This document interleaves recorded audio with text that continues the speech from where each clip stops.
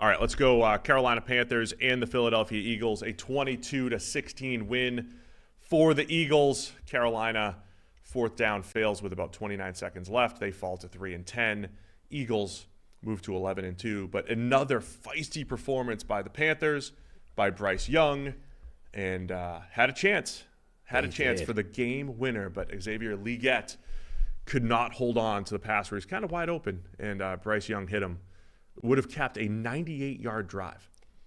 So, look, I want to get your thoughts on the game, but I'm probably going to do the raving about Bryce Young thing again in a minute here. It's kind of an annoying game because he did make a couple of pretty bad mistakes that, ultimately are probably the difference between winning and losing this game. However, he did also look good, not get rattled by that, really take it to the Eagles, and probably should have executed a 98-yard drive to get back at the end of the game.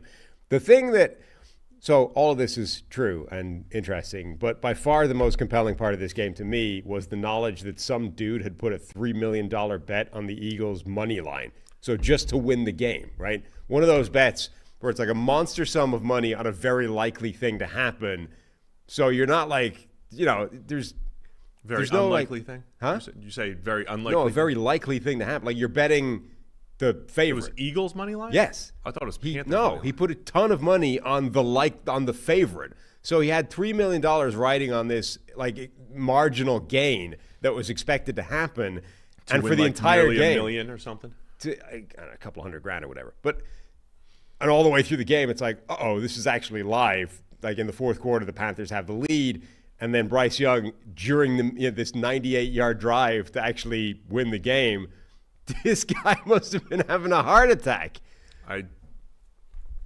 That's an uninteresting story to me. Former friend of the show. I don't care because I find it interesting. So I'm just going to ignore the fact that you're not interested in this and carry on. If you have $3 million in disposable income to throw on the money line of a game. Here's the thing. You think he's sweating it out that much? You're Mr. Anti-assumption. Never make assumptions. You don't know. You don't know the context. You're out here going, he's got $3 million of disposable income, therefore he doesn't care about the outcome of this. What if $3 million represents this man's life savings? He put it all on the Eagles to win the game. He's like, I'm not into high interest or high yield savings accounts. I'm going to put it all on the Eagles. I'm going to get me a couple $100,000, and that's now I've just made money.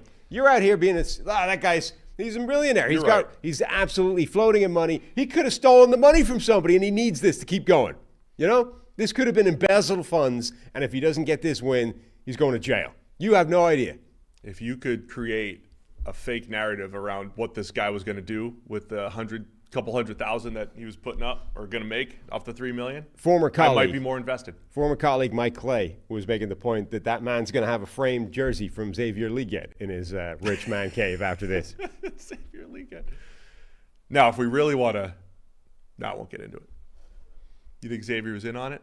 No. You think he's getting a cut? Because we can't say stuff like that. No, absolutely. That's not even a poor old Xavier was asked after it. I mean, he thinks he caught the ball, and it was close. I meit's one of those ones where it. What do you mean he thinks he caught it? Because it's one of those through his hands and hit the. Yeah, ground. but no. But if you watch it closely, he's got hold of it the whole. It's one of those ones where the ball touches the ground, and it's like, does he have control or not? Does the ground help the catch? Yes or no? It is marginal. It's not like the ball goes completely through his hand, bounces off the turf, drops back into his hands. It's like, that's a clear drop. It was close. It's a judgment call whether he caught it or not. He thinks he caught it. I think he probably didn't. But either way, it's a massive opportunity that went slipping for Carolina. It was. The reason why, Bryce Young, you mentioned last night, he's going to end up with an okay PFF grade, which, again, I still think is the best definer of performance as far as what we have for QB metrics. A couple bad throws in there. Forced one into double coverage, easy pick for the free safety. That was bad. Yeah. Tried to throw one away along the sideline. I think it was Chauncey Gardner-Johnson. Almost had an interception. There was a couple bad plays in there. And I think just some general in-rhythm deep balls have gotten away from Bryce Young over the last few weeks, even when he's played really well.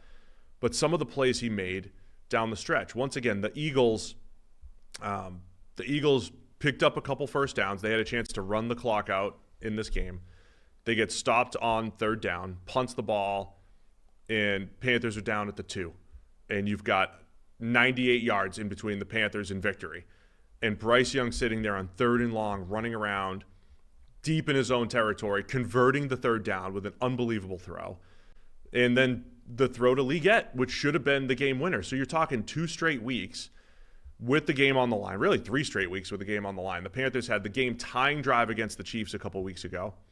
They had what was the go-ahead drive, essentially, the go-ahead touchdown last week by Bryce Young to Adam Thielen, which could have been the game winner against the Bucs, and then they gave up the quick field goal to go to overtime, then lose it.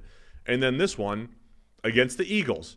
And this isn't just any Eagles team. This is the Eagles team that we're begging to see against the Lions in the NFC Championship, the 2 hottest teams in the NFL, the Eagles and the Lions. And the Panthers went in there, hung tough at the link, and Bryce Young has what could have been the game winner if Leggett can hold on to that. So that's a big-time throw. The 3rd and long conversion where he's scrambling to his left. There was an early 3rd down where he put it on his receiver off play action, 15 yards down the field. Just, again, another game of big-time throws from Bryce Young. And maybe the stat line's not going to show it once again, but I am still coming out of this game impressed. And that's what we said on the preview show. Like, look, this will be his biggest challenge going up against this Vic Fangio, good defense from Philadelphia. And if we're just from a Panthers perspective, they're 3-10. Just looking at next year, right? Who's part of the rebuild? What are we going to do? Who are we going to build around? I think Bryce Young continues to confirm that year 3 of Bryce Young is going to be with the Panthers as their starting quarterback, and there's way more to build upon right now than there certainly was about 10 weeks ago. Yeah, I mean, the Eagles' defense this year is one of the best defenses in the NFL, depending on the measure you're looking at. So, we gave Bryce Young a ton of credit for what he did against a Spagnuolo defense, which last year was like the best defense in the NFL. This year, not so much, but the Eagles is unquestionably one of the best defenses in the NFL. Not only did Bryce Young have success against it, but like that drive at the end, I mean, they were putting him back there and empty. Like, it was a Bryce Young-led drive. It's not like, Dave Canales is in his bag and he's just dialing up like wide open things left, right, and center. They were just letting Bryce Young run this drive effectively. And, it was all on his shoulders and he was still making plays. So, yeah, I thought Bryce Young, again, the mistakes were bad. The first one was sort of like, it was a broken play. He's trying to find the guy down the sideline. He just sort of underestimates the amount of ground the DB can cover. Second one, I have no idea what he was trying to do. Like, that was just a bad decision. But it was a bad force into essentially double coverage, yeah. And Chauncey Gardner-Johnson deserves a ton of credit because he was the guy making plays on the back end a lot for this Eagles defense and punishing the Bryce Young mistakes. So he had a great game.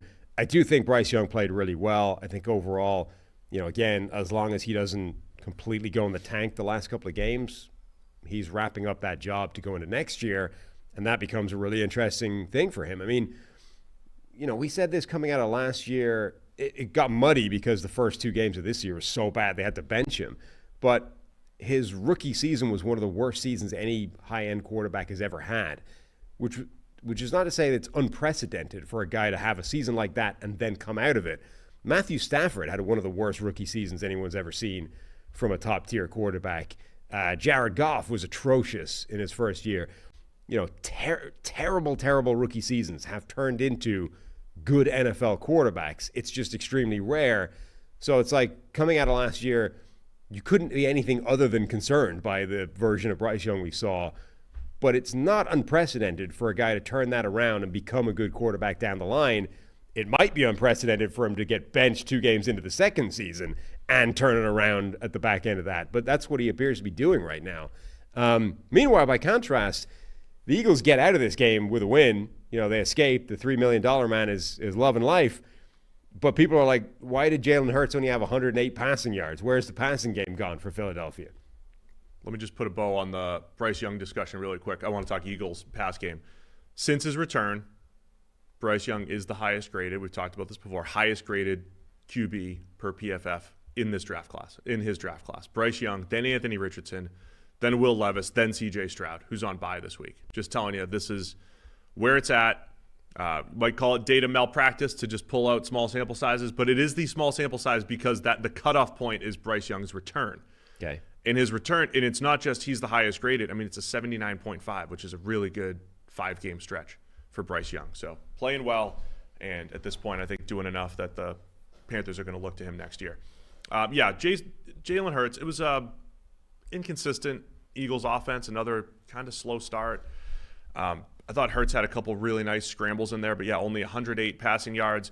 A.J. Brown caught all 4 of his targets for 43 yards. They all went for first downs. When you target A.J. Brown, good stuff happens.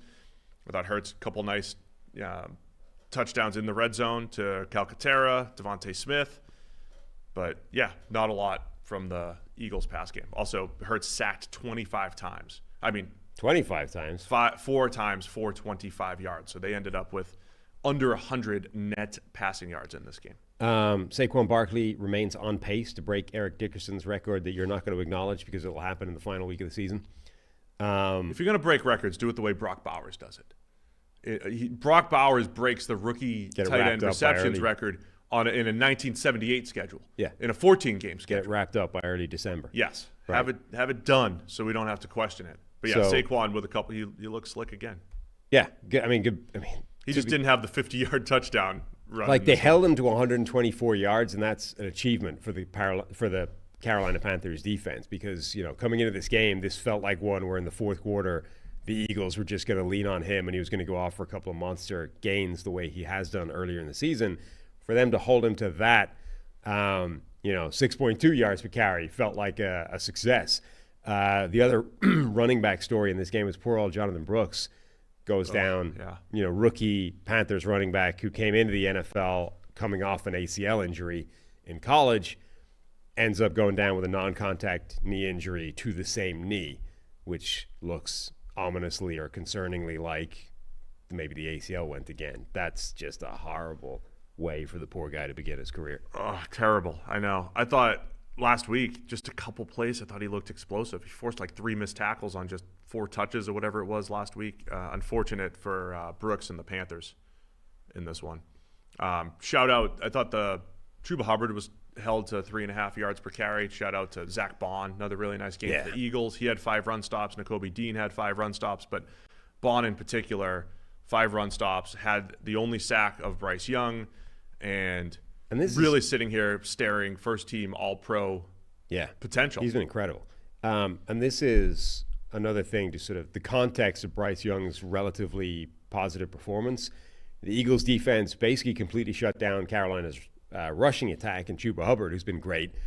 And the Eagles' defense pass rush was terrifying. Like they were getting consistent pressure. Jalen Carter, Josh Sweat, Milton Williams, Nolan Smith, Zach Bond, like all these guys had multiple pressures. Didn't get to Bryce Young, in terms of sacks very often, but they were putting him under pressure a lot, and Bryce Young was still able to have a pretty good game outside of a couple of mistakes. And at the end of the day, I'm just really happy for the guy that put up $3 million on the Eagles. Right. That it all came good for him. Who may be rich or may be destitute outside of the stolen, embezzled money. Could be $3 million that he doesn't. And he's now able to put it all back. No one will ever find him. He doesn't go to jail, and he gets a couple $100,000 profit. It's a more intriguing story when you make it up. Anything else? You're making it up the other way. I was implying that he had enough money. Yeah, but you don't know. That's true. Eagles going to finish the year with, first off, Steelers next week. Battle for Pennsylvania in a great game, 4:25 game next week. Then they're at Washington, and then they have the Cowboys and the Giants to finish it up. So in a week where the Lions and Bills are about to be on a collision course here, you also have Steelers-Eagles. A lot of big games coming up. Yes, but the Eagles have probably more of a favorable finish. 3 out of the next 4 games at home as well for Philly on their quest for the number 1 seed. Thanks for watching all the way to the end of our video. For more great content, click here to subscribe and here to watch another video. We'll see you again soon.